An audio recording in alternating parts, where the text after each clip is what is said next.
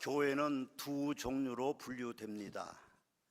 우주적인 교회와 지역교회로 나누는데, 우주적인 교회는 모든 세대를 통합된 세계 모든 교회를 우주적인 교회라고 말하고, 지교회는 지역마다 세워진 개교회를 말합니다. 처음은 같고 나중은 다른 이단은 교회라는 이름을 붙이고 있지만 교회는 아닙니다. 대표적으로 JMS, 또 신천지, 하나님의 교회, 이옥주 세계로교회, 아가동산 통일교, 이 단체들은 교회라는 이름이 붙어 있지만 교회는 절대로 아닙니다. 물론 그들은 자기들이 교회라고 말할 것입니다. 그러나 우리는 그들을 교회로 불러서는 안 될 것입니다. 교회는 예수 그리스도의 몸으로 예수님을 구세주로 믿어야 되는 것인데, 그들은 예수님을 메시아로 믿지 않기 때문에 우리는 그들을 교회라고 불릴 수 없다, 그렇게 말씀을 드리고 있는 것입니다. 그 이외에도 교회라는 이름을 사용하고 있지만 예수님을 주인으로 여기지 않고 목사나 그 외의 사람을 주인이 되고 추종하는 성도의 숫자가 셀 수 없이 많고 혹은 기적이 놀랍게 일어난다고 할지라도 예수님이 주인이 아닌 단체는 우리는 교회라고 부를 수 없는 것입니다. 이단들의 문제는 예수님은 없고 사람들, 교주, 목사 혹은 성도들의 문제들입니다. 사람인 교주나 목사 추종하는 자들은 교회가 절대 아니고 목사도 아니고 그들을 성도라고 불러도 안 될 것입니다. 마찬가지로 주님의 몸된 교회 안에서는 그 누구도 주인이 되어서는 안 됩니다. 교회 주인은 오직 예수 그리스도 한 분밖에 없습니다. 목사가 주인이 돼도 안 되고 장로가 주인이 돼도 안 되고 어느 누가 주인이 돼도 되지 않습니다. 당연히 예수님의 몸인 교회의 구성원인 목사와 성도는 교회 안에서 예수님을 중심해서 서로 아름다운 관계를 맺어야만 그 위에 주님의 몸으로서의 기능과 역할을 감당하게 되는 것입니다. 오늘 말씀에서 보면 바울 사도는 디모데 교회, 데살로니가 교회 성도들에게 목사가 어떠해야 되는지, 성도가 어떠해야 되는지, 그들의 관계가 어떠해야 되는지에 대한 이야기를 자세하게 해주고 계십니다. 먼저 목사를 살펴보면 사실 목사가 목회에 대한 이야기를 성도들에게 하기가 쉽지 않습니다. 내가 어떻게 살아왔다, 어떻게 교회를 섬기고 성도들을 섬겼다, 얼마나 희생했다, 이런 이야기들을 잘못하면 자기 자랑이 되어서 하나님의 영광을 가로채는 것일 수도 있고 성도들의 비난을 받을 수도 있는 것이기 때문에 조심해야 되는 일입니다.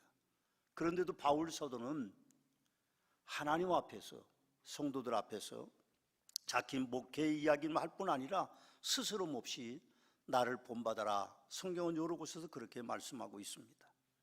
저는 사도 바울이 왜 그렇게 하실까 생각해 보니까 그분이 위대한 분이기도 물론 합니다. 목사들 중에 가장 위대한 분, 가장 놀라운 분, 가장 닮고 싶은 분이기도 하지만 그분의 헌신의 열매가 데살로니가 교회 성도들에게 삶에 보여줄 수 있기 때문에 그런 말씀을 하는 것이 아닌가, 그런 생각을 하면서 혹시 9절 말씀에 우리가 이미 봉독해 보았습니다만 우리의 수고와 애쓰는 것이 1장 1절에 가보면 실로아노와 디모데와 바울이 동역했기 때문에 그 동역하는 사람들에 대한 어떤 자부심, 그런 것들을 주기 원하는 그런 내용들이 아닐까. 성도들에게 그들의 이름을 다시 거론하는 것은 그분들의 노고와 애씀이 그 안에 녹아져 있음에 대한 것을 강조하기 원하는 것이 아닐까, 그렇게 생각합니다.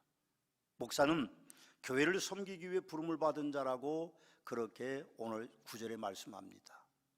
그럼 목사는 하나님께서 교회와 성도를 관리하도록 부르신 직분입니다. 이게 사전의 정의입니다. 당연합니다. 목사는 교회와 성도들을 섬기도록 부름받은 존재입니다. 하나님이 목사를 부르신 것이죠. 그러므로 목사는 당연히 교회를 위하여서 수고와 애를 써야 합니다. 그건 지극히 당연한 것이죠. 그런데도 수고하고 애쓴 것을 강조하고 있는 이유는 데살로니가 성도들의 열정을 요구하고 있는 것이라고 저는 생각합니다. 데살로니가 교회는 예수 재림 신앙을 가지고는 있지만 예수님이 재림하지 않고 계십니다. 그들은 심지어는 일하지 않고 예수님이 오실 날을 기다리고 있었습니다. 그런데 예수님은 오시지 않고 로마 제국의 엄청난 박해로 그들은 두려움에 떨고 있습니다. 움츠리게 되죠. 그리고 게으르게 됩니다. 만일 우리가 전도하러 나가는 자유함이 우리에게 있는데 누가 우리를 방해하면 그럼 얼마나 우리가 전도하기 어렵겠습니까? 우리 전도국에서 전도하러 나갔는데 한 분 어떤 여자분이 막 시비를 걸어서 얘기하다 보니까 신천지 교인인 것 같아서 너 신천지지? 사탄아 물러가라! 그러니까 그분이 그냥 하도 큰 소리를 치니까 그런지 미안해서 그런지 도망을 갔다고 그럽니다. 근데 사실은 그런 두려움과 어려움이 로마 시대의 데살로니가 교회 교인들에게 있는 건 상대가 안 되는 겁니다. 로마 제국의 박해는 예수 믿는 사람을 잡아다가 검투사들의 살인도구로 사용하고, 그리고 사자들의 굶주린 사자들의 밥이 되게 하고, 그리고 사람들의 머리 위에 심지를 박아서 사람을 불러 태우는 그런 극한 형벌을 가하는 시대였습니다. 그러니 그 백성들이, 데살로니가 교회 교인들이 얼마나 두려웠겠습니까? 사실은 교회는 누가 세웠는지가 중요하지 않습니다. 또 어떻게 헌신해서 어떤 목사가 세웠는지, 성도들이 세웠는지가 중요하지 않습니다. 중요한 것은 지구상의 모든 우주적인 교회 안에, 지역교회, 개교회 안에는 은혜와 평강과 긍휼이 예수님의 은혜로 있는 것입니다. 오늘 데살로니가 교회가 엄청난 박해 속에 있고 데살로니가 교회 안에 여러 가지 많은 문제들이 있었지만, 그러나 그런 것들이 중요한 것이 아니고 예수님이 주인이시기 때문에 은혜와 평강과 긍휼이 데살로니가 교회에 있다는 것을 바울 사도는 말씀하고 있습니다. 주후 51년에서 53년경에 교회가 로마 제국으로부터 엄청난 박해를 받는 시기였습니다. 그때 데살로니가 교회가 세워졌죠. 바울과 실로아나 디모데라는 사람이 애쓰고 수고하여서 세웠습니다. 서머나교도 66년 전에 이제 충남 대덕군 기성면 도안리의 박용금이라고 하는 우리 자매 아가씨의 집에 사랑방에서 교회가 시작됐습니다. 그리고 도안교회라는 이름이 서머나교회로 개명되고, 그리고 11분의 목회자들이 서머나교회를 섬기고, 제가 12번째 목사로 40년대 사역하고 있습니다. 제가 부임한 1983년까지는 11분의 목사님들이 애쓰고 힘쓰셨습니다. 몇 안 되는 성도님들과 함께 너무 많은 고생을 하셨죠. 중요한 것은 목사는 애쓰고 힘써야 된다는 것입니다. 저는 목사만 그런 것이 아니고 성도들도 수고하고 애써야 된다고 말씀드리고 싶습니다. 또 목사는 성도들의 짐이 돼서는 안 된다고 말씀드리고 싶습니다. 오늘 9절 말씀해 보면 너희 아무에게도 폐를 끼치지 아니하려고 밤낮으로 일하면서 너희에게 하나님의 복음을 전하였노라 하고 바울 사도는 회상하고 있습니다. 바울 사도는 유대인들의 전통 따랐습니다. 유대인들은요, 아무리 부자라도 권력이 있는 집이라도 적어도 자기 자식들에게는 한 가지 기술은 가르쳤다고 합니다. 유대인들의 그 전통입니다. 우리나라는 그런 전통이 없는 것 같아요. 공부만 잘하면 된다. 무조건 공부입니다. 그것도 2등은 안 됩니다. 1등 이외에는 없습니다. 그러나 그것은 잘못된 교육입니다. 사람이 다 1등 할 수는 없고 100명의 사람들이 모이면, 100명의 아이들이 모이면 1등은 한 명이고 나머지 99명도 살아가는 방법들을 우리가 가르쳐야 될 텐데, 그런 교육들이 우리 한국에는 좀 부족합니다. 물론 부모 세대에서 공부를 많이 못했으니까, 한이 맺혔으니까 내 몸이 부서져도 너는 공부 잘해야 된다, 공부 잘해야 된다, 1등 해야 된다, 그렇게 가르쳤습니다. 그러나 유대인들은 그렇게 하지 않았습니다. 잘할 수 있는 것 한 가지는 분명히 가르치고 그 나머지 또 다른 일들을 추진했다는 것이죠. 바울 사도는 그래서 아주 부유한 집에서 자란 사람입니다. 로마의 시민권이 있고 가말리엘 학문을 공부한 사람이기 때문에 그 가문이 엄청 좋은데도 바울 사도는 장막 깁는 일을 배웠습니다. 텐트 만드는 일을 배운 거죠. 그게 얼마나 어려운 일이겠습니까? 그 두꺼운 텐트를 그렇게 바늘로 꼬매서 만드는 일, 지금처럼 기계가 있는 것이 아니니까 대바늘 가지고 찔리면 손도 찔리고 엄청나게 골무를 껴도 힘들 텐데 그 일을 배워서 사도 바울은 어디를 가든지 자비랑 선교를 했습니다. 물론 그분이 완전하게 자비랑했던 것은 아닙니다. 예수님께서 제자들을 전도자로 파송하실 때에 이렇게 말씀하셨습니다. 어떤 성이나 마을에 들어가든지 그 중에 합당한 자를 찾아내어 너희가 떠나기까지 거기 머물라, 그 집에 머물라고 말하면 신세를 지라는 것이죠. 그리고 또 그 집에 들어가면서 평안하기를 빌라고 그렇게 말씀하셨습니다. 목사를 도우려는 것은 성도들의 올바른 자세입니다. 그렇지만 목사는 자신의 안일함을 위해서 성도들을 이용해서는 안 되고 성도님들도 이용을 당해서는 안 됩니다. 요즘 목회 환경이, 대한민국의 목회 환경이 어려워졌습니다. 대한민국 그런 게 아니고 전 세계의 교회들이 코로나로 인해서 어려워졌습니다. 심하게는 교회를 문을 닫는 교회들 수없이 많아졌습니다. 대형 교회들도 30% 정도의 성도들의 수가 줄었다고 합니다. 그러니 당연히 선교에 대한 금액이 줄어들게 되고, 그리고 당연히 목회자의 숫자를 줄이는 그런 일들이 교회마다 일어나고 있습니다. 그의 부작용으로 성도들과 목회자의 관계, 선교사들의 관계 속에서 여러 가지 많은 문제들이 생깁니다. 가장 좋은 선교는 저는 그렇게 생각합니다. 교회를 통해서 하는 선교입니다. 여러분들이 혹시 지정헌금을 서머나교회 헌금하시면 그대로 원하는 대로 보내드립니다. 그대로 보내드리죠. 교회를 통해서 선교하는 것, 그것이 가장 올바른 선교의 방법이라고 생각합니다. 또 목사는 거룩하고 흠없고 그렇게 행해야 된다고 바울 사도는 말씀하고 있습니다. 10절과 12절 말씀해 보니까 우리가 너희 믿는 자들을 향하여 거룩하고 옳고 흠없이 행하였는지에 대하여 너희가 증인이요 이는 너희를 부르사 자기 나라와 영광이 이르게 하시는 하나님께 합당히 행하게 하려 하심이라 하고 그렇게 말씀하고 있습니다. 목사의 삶이 모범되어야 됩니다. 물론 그것은 믿는 자뿐은 아닙니다. 오늘 본문에는 믿는 자에 대한 이야기를 하고 있습니다만 세상 사람들 보기에도 이제 올바르게 행하는 것이 목사의 직분이죠. 그래서 디모데전서 3장 1절에 4절 말씀해 보니까 미쁘다 이 말이요 곧 사람이 감독의 직분을 얻으려 하면 감독의 직분은 목사를 말합니다. 선한 일을 사모하는 것이라. 감독은 책망할 것이 없으며 한 아내의 남편이 되며 절제하며 신중하며 단정하며 나그네를 대접하며 가르치기를 잘하며 술을 즐기지 아니하며 구타하지 아니하고 오직 관용하며 다투지 아니하며 돈을 사랑하지 아니하며 자기 집을 잘 다스리는 자녀들로 모든 공손함으로 복종하게 하는 자라야 할지며 그렇게 말씀합니다. 그러면서 5절 말씀해 보면 사람이 자기 집을 다스릴 줄 알지 못하면 어찌 하나님의 교회를 돌보리요 그렇게 바울 사도는 말씀하고 있습니다. 목사는 올바라야 되죠.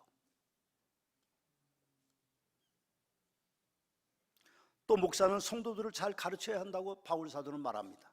오늘 11절 말씀해 보니까 너희도 아는 바와 같이 우리가 너희 각 사람에게 아버지가 자기 자녀에게 하듯 권면하고 위로하고 경계하노니 그렇게 말씀함으로 성도들을 잘 가르치는 목사가 되어야 된다고 말씀합니다.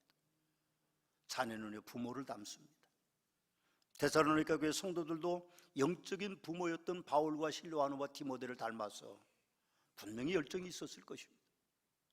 바울과 실로아노, 디모데가 잘 가르칠 것이 분명하다고 생각합니다. 왜 그런가 하면 그분들이 사도들과 같이 배와 그물 그리고 가족을 다 버리고 오직 복음을 전하는 자로 그곳에 왔기 때문에 그 열정을 그들은 가지고 있었던 것이죠.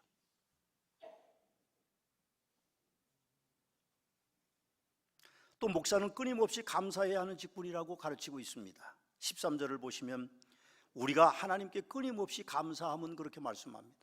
저는 말씀에서 목사로서의 삶을 가르침을 받는 숫자를 5가지로 지금 말씀드리고 있습니다. 5가지는 유대인들의 숫자로 보면 사람의 숫자입니다. 6은 사단의 숫자고 7은 하나님의 숫자입니다. 그래서 수개념으로 보면 사람과 하나님이 합치면 12개가 되고 사단은 6개가 되기 때문에 넉넉히 성도들이 하나님 품에 있으면 이기게 되는 것입니다. 5가지를 제가 말씀드리는 것은 목사가 완전하지 않기 때문에 5가지를 추려서 말씀드립니다. 물론 더할 수도 있고 덜할 수도 있지만 우리는 사실은 감사하는 직분을 가지고 있어야 됩니다. 저는 목사이지만 감사하지 않을 때가 많습니다. 솔직히 감사는요 그렇게 쉬운 게 아닙니다. 우리 살아보면 알잖아요. 어떻게 감사해요? 그렇게 사랑했던 부부도 만나면요 찌그럭찌그럭합니다. 그게 사랑 싸움이면 괜찮은데 도에 지나치면 안 좋은 쪽으로 갈 수도 있죠. 참 어렵습니다. 감사를 담고 산다는 것은. 환경이 어려워서, 서로 생각이 달라서, 또 그들이 추구하는 일들이 달라서 우리는 감사를 잃어버리고 살 때가 너무 많습니다. 오늘 바울 사도는 목사에게 그렇게 말합니다. 감사하라고요. 그럼 그 어려운 것을 어떻게 그렇게 하겠습니까? 제가 왜 사도 바울의 말씀 가운데서 그들을 되돌아보면서 사실은 감사하라고 하는지 아십니까? 저는 감사할 일이 너무 많습니다. 목사인 제가 제 자신을 되돌아보면 모자란 게 너무 많은데도 하나님이 저에게 주시는 것이 너무 많습니다. 그러나 저뿐 아니고 우리 서문학교의 성도들도 감사해야 됩니다. 저는 그런 생각을 가지고 있습니다. 감사하려면 과거를 잊어버려야 됩니다. 과거를 잊어버리세요. 옛날에 어쩌고 저쩌고 이런 거 다 잊어버려야 됩니다. 한번 싸운 사람 얼굴을 다시 보십시오. 옛날 생각이 나면요, 감사는커녕 저걸 그냥 두냐? 그럴까 아마 그러실 겁니다. 그러나 잊어버려야 됩니다. 잊어버릴 수밖에 없는 겁니다. 저는 신기하게도 하나님이 잊어버리는 은사를 주셨어요. 잊어버리는 은사를 주셨어요. 우리 집사람과 제가 가끔 무슨 얘기를 하다가 우리 집사람이 옛날 얘기를 하면 나는 기억이 안 납니다. 그럼 우리 집사람은 저게 뭐라고 그러는지 아세요? 자기 유리한 대로 기억한다고 그럽니다. 저는 유리한 대로 기억하는 은혜를 하나님께로부터 받았어요. 그래서 좀 우리 집사람이 억울할 때가 있어요. 막 얘기하면 난 기억이 안 나는데, 그러면 그걸 왜 기억을 못하냐고. 그러면 나는 기억을 못한다. 저는 목회를 시작하면서 다짐한 것이 있습니다. 안 좋은 것은 잊어버리자. 제 스스로 쇠뇌를 시켜서 안 좋은 것은 잊어버립니다. 그래서 오래된 교인들, 우리 교회를 떠나간 교인들을 만나도 저는 그냥 반갑게 대합니다. 아마 그분들은 목사가 좀 위장하는 거 아니야? 환장하는 거 아니야? 환장이 뭔가 하면 여성분들이 얼굴에 화장을 하는데 한 겹을 딱 발라서 예쁘게 생기면 그건 위장하는 거고, 한 겹 발라서 안 돼서 여러 겹을 발라야 되면 환장하는 거라고 그러던데, 그런 거 아니야? 그러면 저는 그렇지 않습니다. 저는 감사하기 위해서 옛날 것을 다 잊어버리는 은혜를 주님께로부터 받았기 때문에 감사합니다. 이 은혜가 여러분 모두에게도 있게 되시기를 주님의 이름으로 축원합니다. 안 좋은 건 다 잊어버리십시오. 좋은 거는 기억하십시오. 그리고 늘 감사 예수 내 맘에 감사 예수 내 맘에 감사가 넘치는 성도들이 되시기를 주님의 이름으로 축원합니다. 목사에 대해서 더 많은 이해심을 여러분들이 가지고 계셔야 돼요. 제가 목사기 때문에 드리는 말씀이 아닙니다. 히브리서 7장 6절 7절을 보면 그렇게 되어 있습니다. 레위 족보에 들지 아니한 벨기세덱은 아브라함에게서 10분의 1을 취하고 약속을 받은 그를 위하여 복을 빌었나니 논란의 여지 없이 낮은 자가 높은 자에게 축복을 받느니라 그랬습니다. 여러분들이 목사에 대한 이해심을 가지고 목사를 좀 감사함으로 대하면요, 여러분들이 복이 됩니다. 영적으로 보면 제가 여러분보다 높은 자리입니다. 영적인 아비입니다. 만약 저와 여러분의 관계가 좋지 않다고 하면 그 축복이 건너가지를 않습니다. 그 여러분들이 좀 마음에 안 드는 일이 있어도 잘 견디시고, 목사니까 그렇게 이해해 주시고, 그렇게 하면 여러분들에게 논란의 여지 없이 낮은 자가 높은 자에게 축복을 받게 되어 있습니다. 저는 45년 목사로 살아왔습니다. 목사의 역할이 중요하다는 걸 누구보다 잘 알고 있습니다. 교회 문제가 생기면 저는 저 때문에 그렇다고 생각하고 하나님 앞에 무릎 꿇고 기도합니다. 그건 어쩔 수 없는 것이죠. 목사 때문에 교회가 잘 되기도 하고, 목사 때문에 교회가 어려워지기도 합니다. 또 목사 때문에 성도들이 복을 받기도 하고, 목사 때문에 성도들이 복을 받지 못할 때도 있습니다. 제 말이 과장된 것이라고 생각하지 마십시오. 교회에서 물론 성도들에게도 책임이 없는 것은 아니지만 목사의 역량이 성도들보다 더 크다는 말씀을 제가 드리고 있는 것입니다. 제가 서문학교에 목사로 40년 동안 심우했는데 제가 능력이 있는 목사였다면 아마 이 자리가 차고도 예배 시간에 문을 걸어 잠글 것입니다. 늦게 오는 분들은 못 들어올 거예요. 오늘도 늦게 오시는 분들이 계신데 꽉 차면 빈자리 없으면 문을 걸어 잠굽니다. 그렇게 되면 얼마나 좋겠어요. 근데 제가 그런 능력이 없으니까 그렇게 되지 못한 것을 좀 죄송스럽게 생각합니다. 그렇지만 저는 늘 감사하고 있습니다. 저의 능력은 부족했지만 주님께서 저의 능력보다 더 큰 은혜를 저에게 허락해 주셨고 서머나교회도 부흥시켜 주셨습니다. 저도 바울 사도의 고백처럼 나의 나된 것은 주님의 은혜였다고 감사하면서 제 인생 마무리하려고 생각하고 있습니다. 바울 사도는 데살로니가 교회 성도들에게 목사와의 관계가 또 어떠해야 되는가를 말하는데 시간이 다 됐기 때문에 제가 제목만 말씀드립니다. 여러분 본문을 가서 유심히 보십시오. 먼저는 성도는 목사에게 수고와 애쓴 것을 기억하는 성도들이 돼야 됩니다. 또 성도는 하나님의 나라와 영광에 이르게 하시는 하나님께 합당히 행하는 것을 여러분들이 행해야 됩니다. 그리고 성도는 목사가 전하는 하나님의 말씀을 받을 때에 사람의 말로 받지 아니하고 하나님의 말씀으로 받는 능력이 있어야 됩니다. 또 성도는 목사와 함께 동일한 고난을 당해야 됩니다. 짐 벗으려고 하지 마십시오. 고난을 함께 지어야 됩니다. 성도라는 이름으로 사는 건 사실 목사로 사는 것보다 더 어렵다고 저는 생각합니다.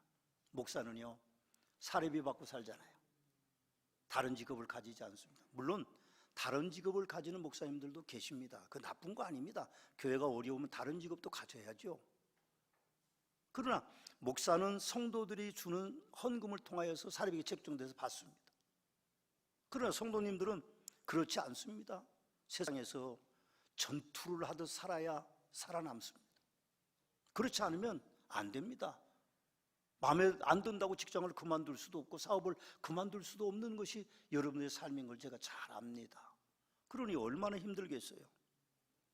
여러분 힘내십시오. 극한 직업을 가지고 계시더라도 전쟁터 같은 삶을 살더라도 하나님은 여러분들을 사랑하시고 제가 여러분들을 사랑합니다. 여러분 우리는 광야 같은 세상에서 삽니다. 한번 유인물 통해서 여러분 보시겠습니다. 광야 같은 삶을 사는데 거기 유인물에 보시면 여러분 뒤에 보시면 성전이 있습니다. 성막이라고 되어 있죠. 이 광야의 삶을 표시하는 겁니다. 오늘날 보면 교회입니다. 그 둘레의 11개의 지파들이 다 거기에 살고 있습니다. 그리고 성막 주위에는 레위 지파가 살죠.